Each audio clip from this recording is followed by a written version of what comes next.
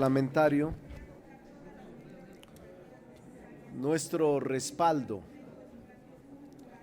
al pronunciamiento que hizo el día de hoy el presidente de la República, el licenciado Andrés Manuel López Obrador, en el Consejo de Seguridad de la ONU. Nos parece que este pronunciamiento es inédito de cualquier jefe de Estado, no solo porque toca de raíz los problemas del mundo, sino porque plantea la necesidad de acudir por la pobreza extrema que se concentra en 750 millones de habitantes aproximadamente, y de promover una justicia redistributiva y una progresividad fiscal, dado que plantea gravar a las empresas más poderosas del mundo con el 4% para poder invertirlas en los sectores de mayor miseria y de mayor pobreza en el mundo. Nos pareció un discurso lúcido, adelantado a su tiempo, solidario con el mundo, atendiendo no solo el pronunciamiento de respaldo solidario contra estos 750 millones de ciudadanos del mundo, sino con una perspectiva de atender las causas y de atender con políticas públicas este rezago tan extraordinario.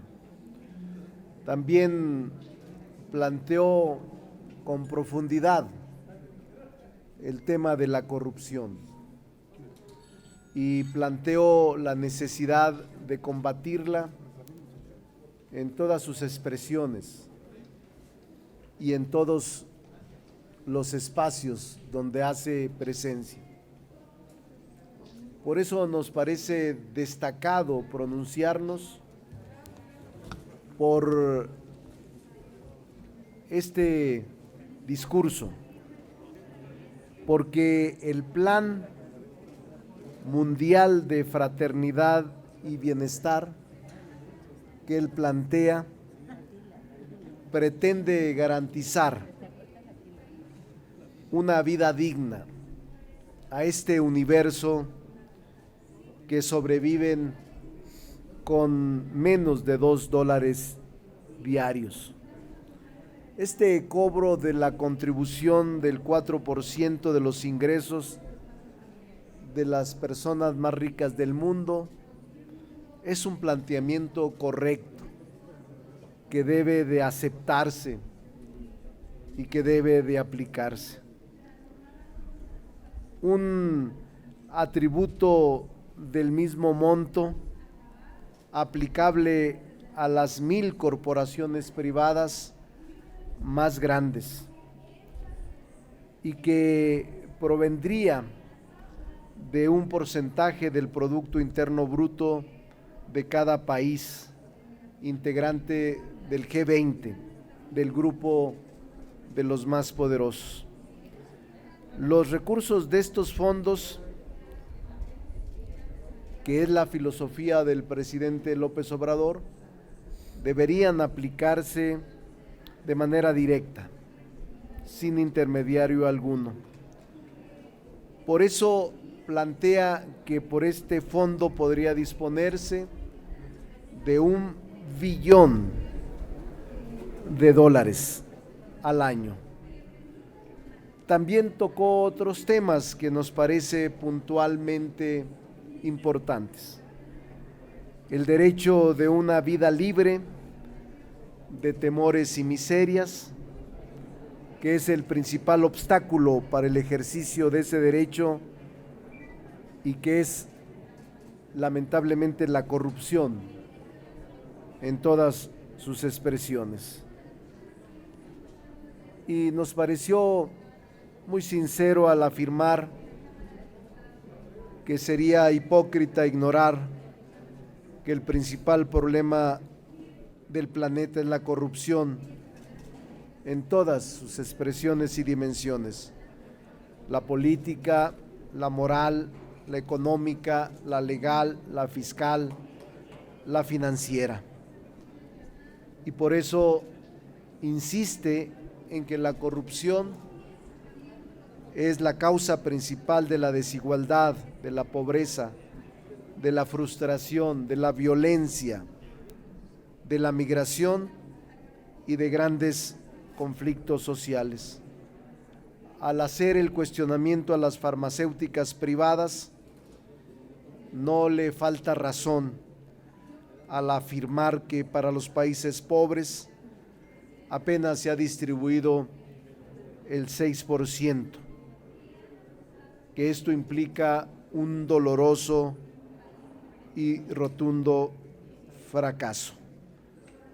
Por eso nos parece que el discurso y el pronunciamiento del presidente de la República este día ante esta organización internacional ha sido sustancialmente en favor de los pobres, en favor de la justicia social, en favor de la progresividad fiscal.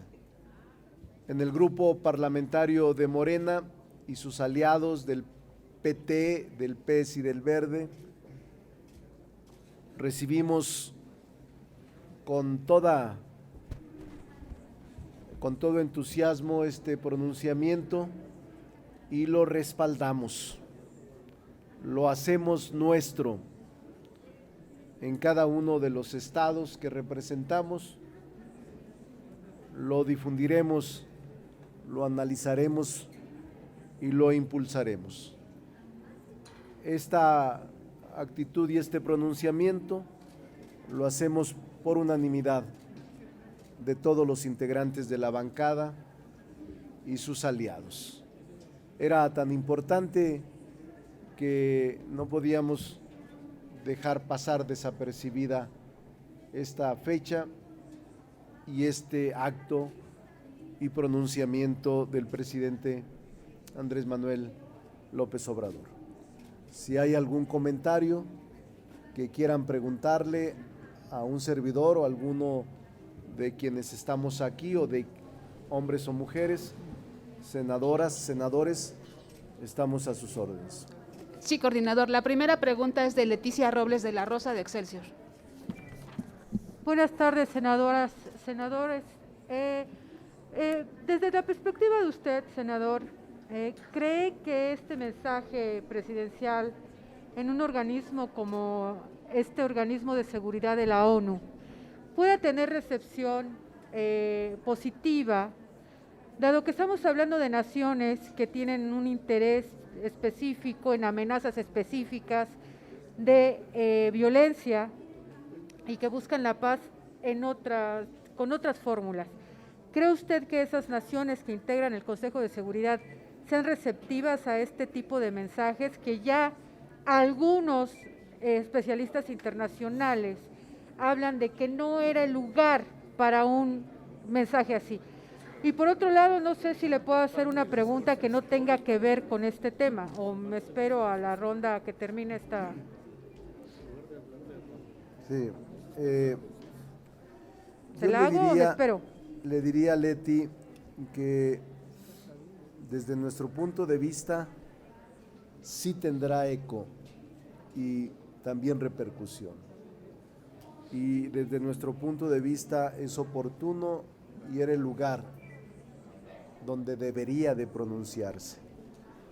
Y desde nuestro punto de vista le diríamos que es inevitable que este mensaje y esta propuesta sea considerada y que a nosotros en Morena, con nuestros aliados, en una conferencia de prensa, no nos parece extraño. Es la filosofía que siempre ha asumido el presidente López Obrador y el movimiento que integramos. Entonces yo sí creo que tendrá una repercusión profunda en todos los países del G20 y del mundo, sobre todo a los que se pretende beneficiar y que padecen pobreza extrema. Okay. ¿Le puedo hacer una pregunta fuera de este tema? Si es de este tema, bien, si no, ahorita terminando lo del tema, hablamos. Es que quiere hablar también el gran Héctor Vasconcelos. Muchas gracias,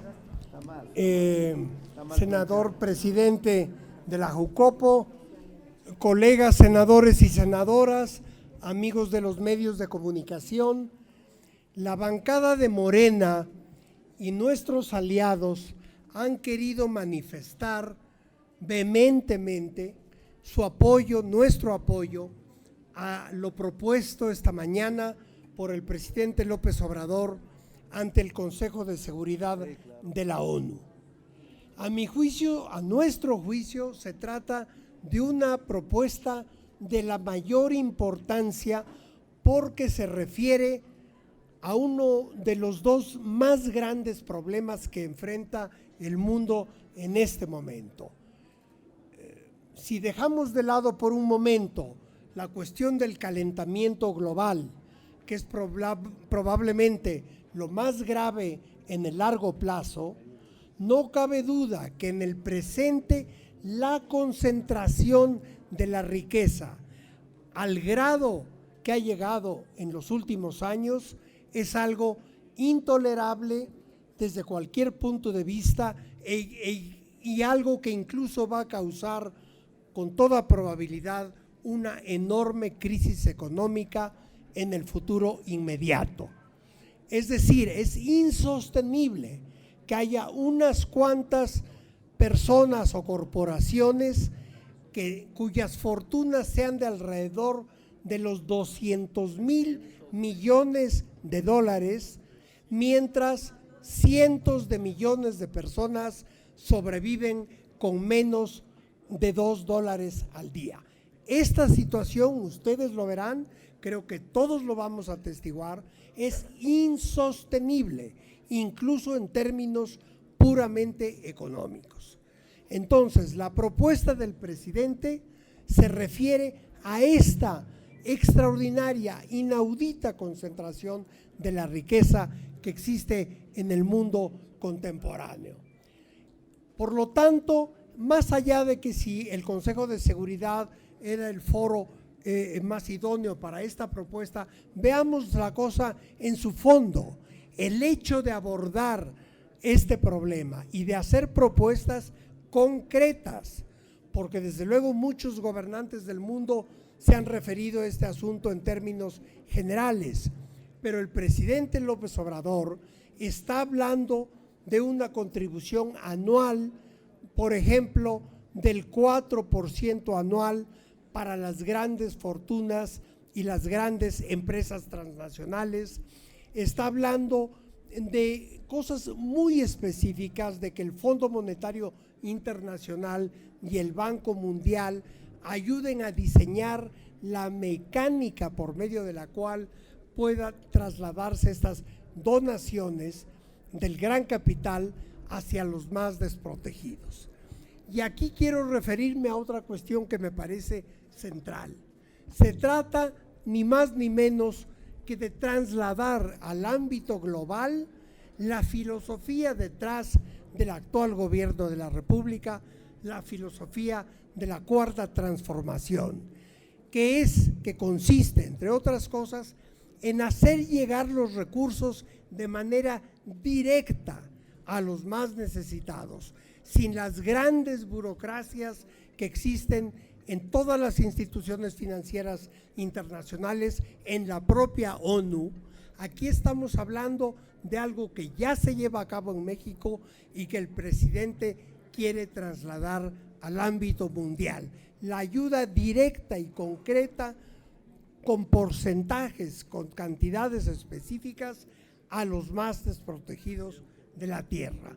Muchas gracias por su atención y estamos, creo yo, todos a su disposición para cualquier pregunta. Si tiene alguna otra pregunta, creo que hay votación. La siguiente pregunta es de Félix Muñiz, de Punto Aéreo. Señor Gallo. ¿Qué tal, senadores? Muy buenas tardes. Ricardo, este discurso no es un llamado a misa del presidente a las grandes potencias. O sea, no creo que las grandes potencias quieran donar, pero bueno, ese es un asunto.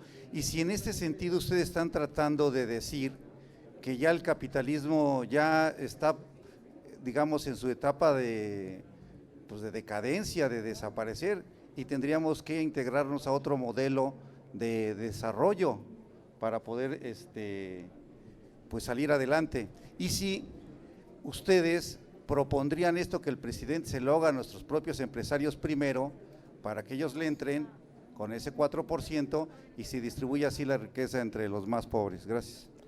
Sí, Félix, nosotros consideramos que es un llamado a la solidaridad internacional, que el presidente de la República está generando una agenda de discusión internacional y que no va a ser posible eludir, evitar, omitir la discusión. Por eso el presidente de la República, Andrés Manuel López Obrador, meditó, como siempre lo hace muy bien su discurso, el lugar y el momento.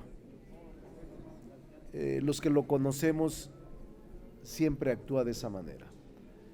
Y para nosotros es un gran pronunciamiento el que hoy se ha hecho en la ONU. Nunca ningún presidente, nunca se atrevió a levantar la voz, nunca ningún presidente se atrevió a lastimar ni siquiera los oídos de los socios ni de los poderosos, nunca. Hoy el presidente ha hecho un discurso, ha pronunciado un discurso histórico. Esa es nuestra posición y ese es nuestro punto de vista. Pero ¿no sería bueno que también lo presentara primero para nuestro país? Y Sí, que de ahí también lo ha presentado todos los días, pero es las propias reformas constitucionales que hemos aprobado han ido en ese sentido. Pero es una pregunta que respetamos. Karina Aguilar, 24 horas. Gracias, buenas tardes a todos. Senador Monreal, preguntarle, usted dice que sí va a haber eco de la propuesta que hizo esta mañana el presidente ante la ONU, ante el Consejo de Seguridad. ¿Cómo tendría que ser ese eco? ¿Qué tienen que hacer las naciones a las que llamó, las grandes empresas internacionales a las que llamó? ¿Cuándo tendría que verse reflejado? Si para aquí, en este llamado, la labor del presidente, o va a ser algo más para llamarlos, para conminarlos. ¿Cómo podemos saber que sí realmente tuvo un eco? ¿Cuánto tiempo tendría que tener para que respondan los países? Gracias. Sí, seguramente, Karina, el presidente tiene sus tiempos y sus ritmos, que es el Ejecutivo Federal, el conductor natural de la política internacional, y nosotros ratificamos algunos de sus actos. Pero seguramente el presidente, a través de sus embajadores en la ONU y en Estados Unidos y en los 20 países más poderosos, estarán trabajando en los próximos días en esta agenda internacional. El presidente tendrá un activismo, se lo aseguro. Si planteó él de cara a las Naciones Unidas este planteamiento, lo va a continuar. No lo va a dejar en el olvido, ni será un pronunciamiento peregrino o aislado.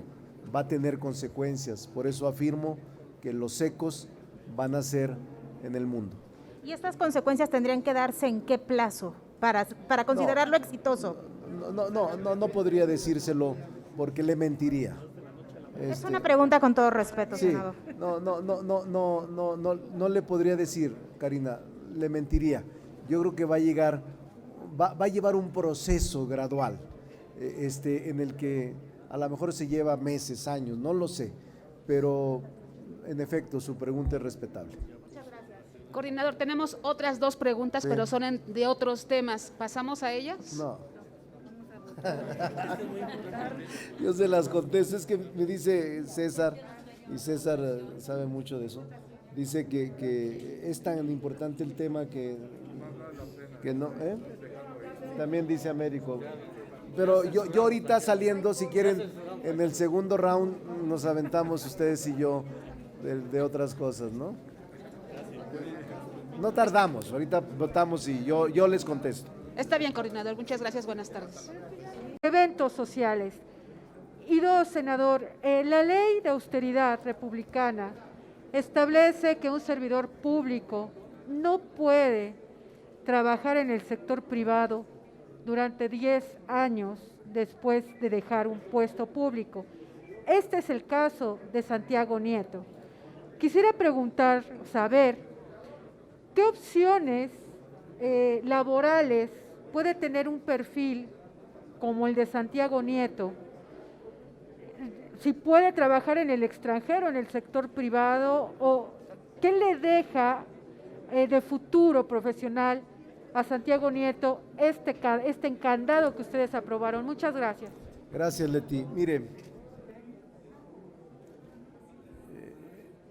en principio le digo que mi opinión personal de Santiago Nieto.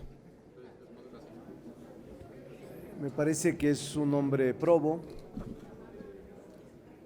Santiago Nieto fue siempre un funcionario eficaz y me parece que leal a México en su trabajo. No me uno al coro del linchamiento, ni tampoco hago del árbol caído leña o leña del árbol caído. No, porque lo que era hace 2 días un servidor ejemplar, ahora es un traidor. Y no me sumo a ese coro. Creo que nos falta más reflexión. Para mí, él y su esposa merecen todo el respeto. No me meto a las cosas privadas, incluso yo estaba invitado a la boda. Y yo creo que muchos estamos invitados a la boda. No pude ir porque tuve agenda legislativa y para mí ha sido muy difícil salir del país. Pero esta reforma que hicimos en materia de austeridad, la recuerdo muy bien porque había primero 5 años, luego 10 años,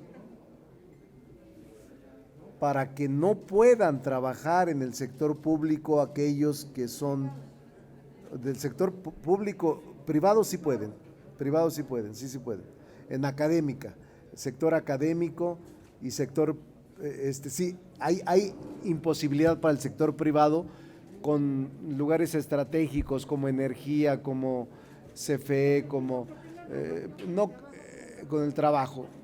Es discutible, pero obviamente es una reforma que hay que meditar bien, porque no es correcto y no es justo que a un servidor público que tiene capacidad y talento se le vaya a prohibir incorporarse en alguna actividad para sobrevivir, ya no para otra cosa. Entonces, su renuncia pareciera ser un acto de congruencia. Y lamento mucho porque para mí es un buen servidor, fue buen servidor público. Senador, esto que usted dice me hace reflexionar. Hoy por hoy, la ley que le aplica es que no puede trabajar. El sector privado. En el sector privado. Académico. Solamente en el sector público. ¿Podría haber oportunidad de que en el Senado de la República pudiera trabajar como un gran asesor, así como lo hacen con Jorge Alcocer, para que les ayuden en el avance de las leyes en materia de lavado de dinero, por ejemplo, o todos estos pendientes que tienen en el sistema financiero? No es mala idea, Leti, voy a hablarlo con los grupos parlamentarios y en razón de nuestro presupuesto no es mala idea, porque esa gente debe aprovecharse. Entonces digamos que el Senado estaría dispuesto a rescatar a Santiago Nieto de un posible desempleo inmediato por esta aplicación de la ley de Es austeridad? una posibilidad. No le puedo asegurar, pero yo le tengo un buen aprecio y tengo una buena opinión de sus conocimientos. Ahora, senador, en esta posible, acaba de decirnos que es importante reflexionar sobre esta ley, las consecuencias. En este caso, tendría que entrar alguna disposición transitoria para que pudiera aplicar de manera retroactiva, porque la reforma que pudieran hacerle a esa ley ya no le aplicaría a él No. hoy por hoy. No, pero se puede, si se modifica. La ley no se aplica para efectos retroactivos cuando hay perjuicio para personas, pero cuando hay en beneficio sí se aplica. Esa es la retroactividad, es decir, que no cause perjuicios a la persona, pero si causa beneficios sí se puede aplicar. Pero hay que verlo, me pareció muy interesante su planteamiento. Debería Gerardo ser legisladora usted. Gerardo Segura, de Azteca Noticias. Sí, senador. Algo muy breve, senador, en relación a la negativa de la Secretaría de Salud para vacunar a niños de 12 a 17 años y mucho menos de 5 a 17 años. Entonces, ¿qué opinión le merece esta negativa de la Secretaría de Salud cuando en otros países ya se está vacunando a los niños y cuando incluso a la COFEPRIS aquí ya autorizó que se podía aplicar esta vacuna? ¿Qué opinión le merece? Yo creo, Gerardo, que va a llegar su momento, la aplicación de la vacuna de 12 a 17 años. Es el proceso que aplicó el Plan Nacional de Vacunación que se está llevando a cabo, pero en octubre se concluye la primera fase y yo creo que la Secretaría de Salud y el Presidente de la República va a disponer de que se aplique la vacuna entre 12 y 17 años en el ritmo y en el tiempo conveniente. Gracias, senador.